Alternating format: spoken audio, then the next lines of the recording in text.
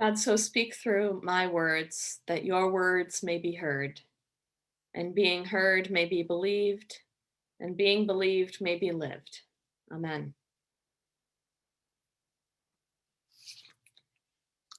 Do you know this story? It's called The Maggie Bee, as you can see. It was my favorite when I was a little girl. See, there's a girl named Margaret, and she wishes a big wish. This is a story of a wish come true. Margaret Barnstable wished on a star one night. North Star, star of the sea, I wish for a ship named after me, to sail for a day alone and free, with someone nice for company. And then she went off to bed. And when she woke up, she was in the cabin of her own ship. It was named the Maggie Bee after her, and the nice company was her brother James, who was a baby. And the story goes on. I recommend it to you. It talks all about how Margaret finds a poop deck full of fruits and vegetables in this garden and a bird, and there's nets to catch shellfish from the sea, and she makes a big stew, and she takes care of the ship and gets everything set, takes care of her brother, guides the ship through a storm. They have a lovely dinner together with the rain pattering on the windows, and everything is just lovely and for that day. And then she goes to sleep again at the end of the book. I always loved stories like this, stories about little girls who do big things. I still do. When I was a little girl, I wanted to do big things too. It's sort of funny, when I was smaller, there were a lot of things that I was scared of then that I'm not scared of now, like being in the house alone or jumping off a diving board or one of the fourth grade teachers at the elementary school near my house. But also when I was smaller, there were things I wasn't as scared of as I am now. Big things, things that are scarier now because I know how hard they are and I know what it feels like to fail at something. And I'm honestly not as good at learning new things as I was when I was small. I was very good at learning new things when I was small. I'm good at different things now than I was then, I guess. I remember sitting in the back seat waiting for my dad at the store when I was 5, when my mother told me that they were thinking about putting together a Daisy Girl Scout troop for kindergartners at my brand new school. But they needed someone to lead it, she said. Why, I'd be happy to, I said quickly. No, my mother said, smiling. They're looking for an adult. A few years later, my mother and I were in the car again, just the two of us, when I told her that I thought I was ready to make my own decisions now. After all, I said, I am 9 years old now. She smiled that same smile and said, some decisions you can make for yourself now, more than you used to. But Dad and I are still going to make a lot of the decisions for a while yet. She was right, of course. There was a lot about the world that I didn't know when I was 5 or when I was 9 and wasn't ready for and needed people to teach me about and protect me from. And I was right too. I was right that at 5 I could be a leader. I was right that at 9 I had some maturity or fully developed thinking to offer. Not because I knew everything or was finished developing as a person. I don't know everything today, and I'm not finished developing as a 40-year-old. But I knew how to think deeply about things, and I could offer those deep and well-developed thoughts then just as now. For as much as I needed from the adults in my life, I also had a lot to offer at 5 or 9 or 3 or 14 or any age that I have ever been, and every age I will ever get to be. Too often, the world around us and the church get it mixed up. Too often, we treat the roles of storytelling and decision-making and things like that like it should belong to one generation of all authority. There have been times and places, other cultures besides modern Euro-American ones, where this has been different. But most of us, whatever age we are, have only known a world where authority has belonged to people of only or mostly one age group at a time.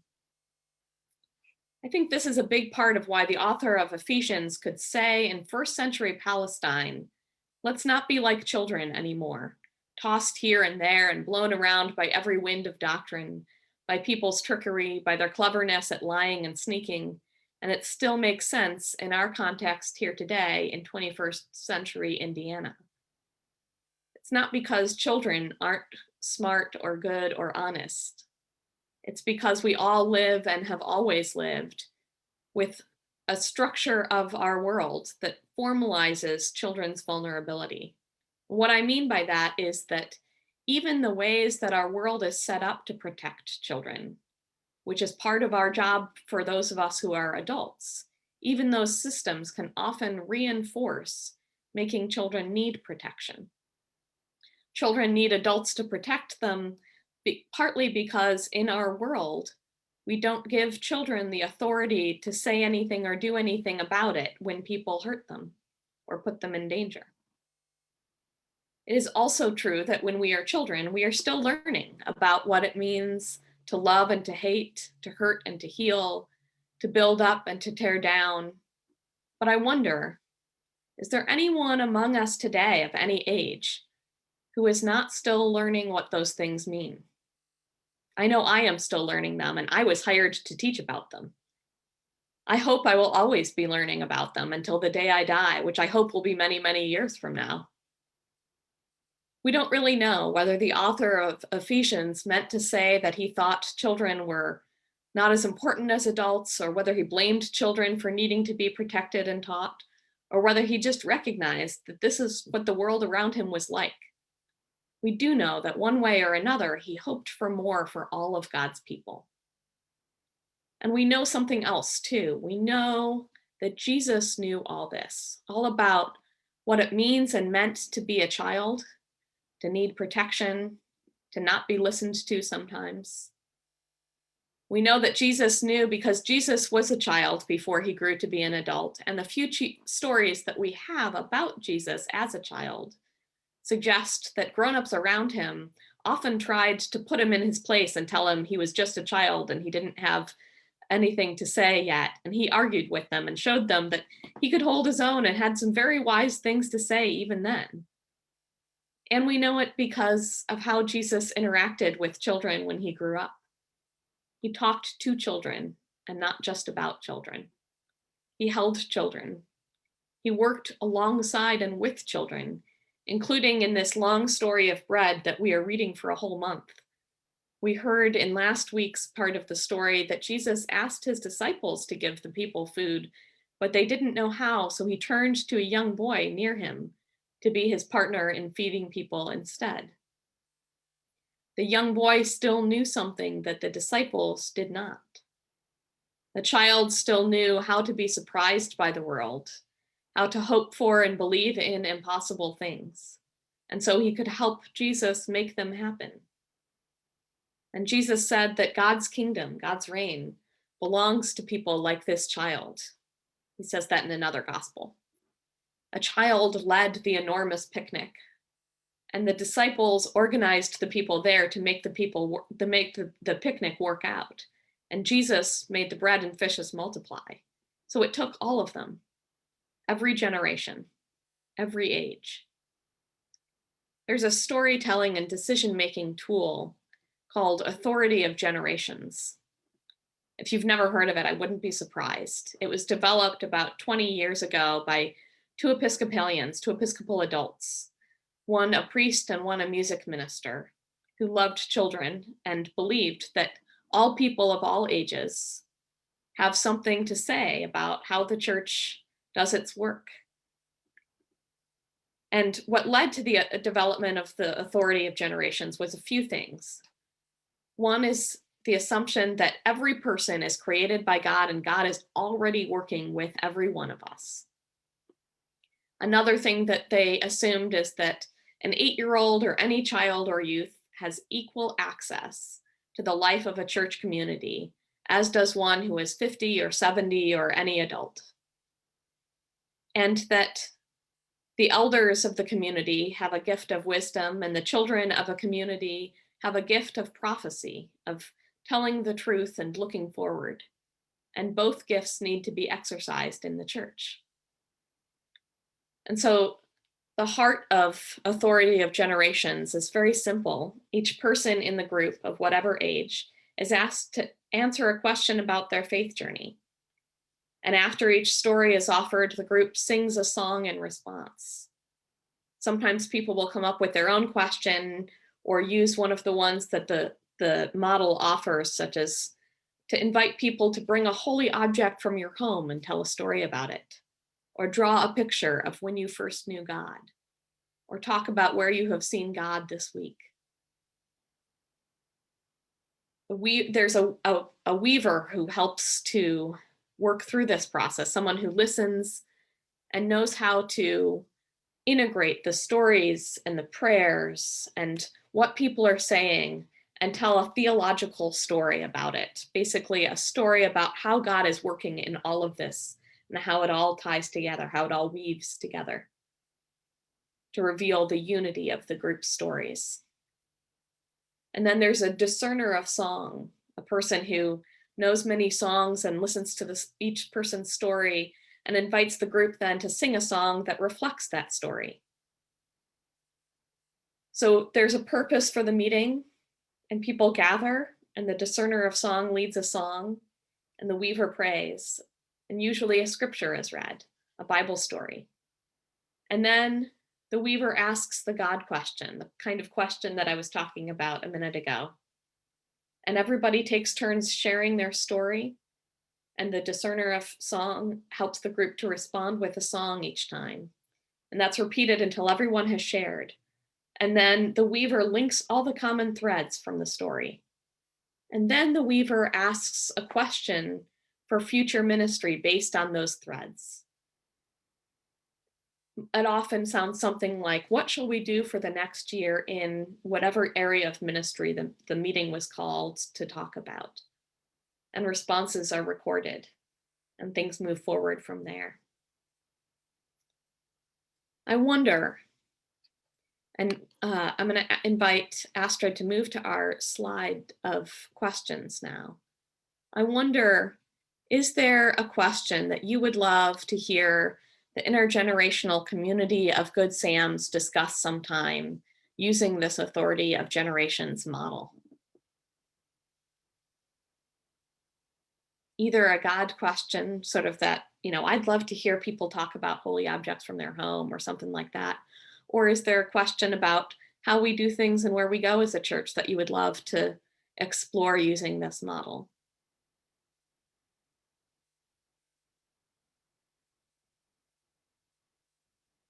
The holy object one is one that I always love to hear people tell stories about, because it's such a great way to see how holy objects can be things like crosses and Bibles, certainly, but they can be anything, whatever is holy in our lives. So that's a particular God question that I love to ask and to hear people answer. Lucy says, who can the church be helping and how? Yes, that would be a great question to explore and hear all sorts of different voices share about. Yes. Where do you most feel or see God in nearby nature? That would be a great one to hear people tell stories about. Yeah. What does it mean to believe in the impossible? Oh, that would be a great question to play with together. What might heaven be really like? Yeah. I wonder, as a child, whether as a child means for you yesterday and today, or whether it means 80 years ago. When was a time when you felt like your own maturity, your own thinking, your own contribution was dismissed? And what do you wish the adults around you had said or done instead? I remember there was a time as a child, and my parents and I have healed this memory, but there was a time as a child where I saw a story on the news at dinner, and I said, I know that person. And my parents thought that I wasn't, that I was mistaken. Not that I was lying exactly, but that I was mistaken, that I didn't really know this person, and that this news story didn't really affect me.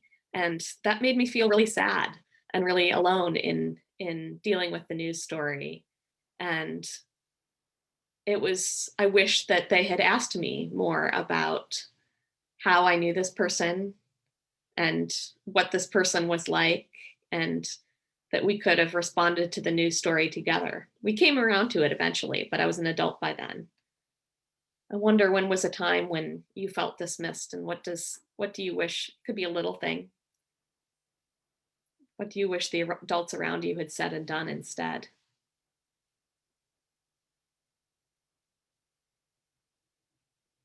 Got a couple of other questions. What's for the or answers to the first question as well. What sadness or grief are we carrying, and what do we do with it?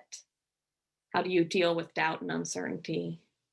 Barbie says, certainly family members still make me feel dismissed. I can't do much about that, so I no longer look for their validation. Yeah, sometimes that doesn't go away with time. Sometimes it's not just when we are children. Yeah.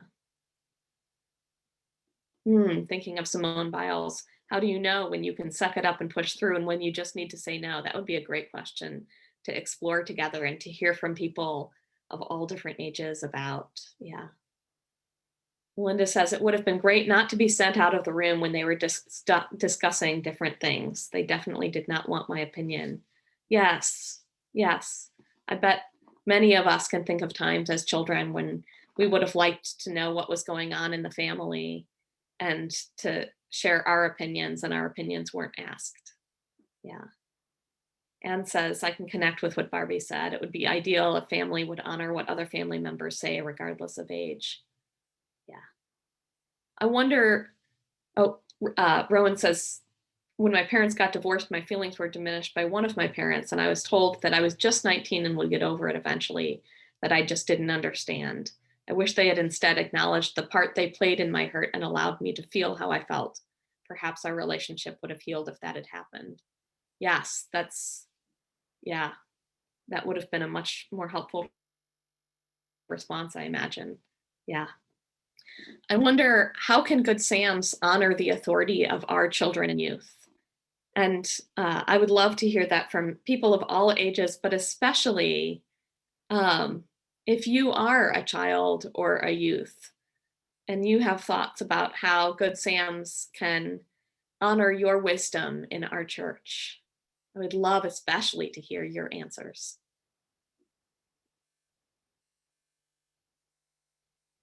Bridget said, my parents sheltered me from the harsh truth of the world. And when I flew the coop, I faced a harsh reality that life isn't all sunshine and roses. Yeah, yeah. Nancy says, with my own kids, I wish that I had given them more authority or responsibility over their future choices in regard to education and careers. I thought they needed more of my help, but ended up doing too much pointing. Yeah, such a hard discernment when we become adults sometimes, to know when is it helpful to point the way, when is it helpful to let the children in our lives make their own choices. That's that balance of guiding and protecting, and also giving room for flight can be a tricky one. Yeah. Yeah. Listen to them when they are doubtful, and don't sell them out by just telling them to have faith. There is some mystery there that even as adults, we lean on. The children need to explore their faith and their doubt, for sure. Absolutely. Yes. I hope that we are doing that in our children and youth groups. And I hope our children and youth will tell us if we don't do that well, so that we can learn to do it better. Continue to invite our children to the table and give them voices and leadership opportunities with a full church and also in peer groups. Yeah. Yeah, having our kids participate in worship weekly and not be separated out all the way until we're nearly or actually adults. Yeah. My mother grew up in a church where you didn't go to adult church until you were 20. So she had left the church that she grew up in by the time before she ever experienced what an adult service was like. Yeah. Yeah. Can we be open with our youth on the idea that we don't have all the answers and some questions we struggle with together? Absolutely. Yes, I hope we can. Yeah, these are such great questions, and we'll have some time to dig into some of these and some related questions more in coffee talk after the service. But I hope there is lots of food for thought and for discussions in our households and in the broader household of who we are as Good Sams and who we are in the community as well.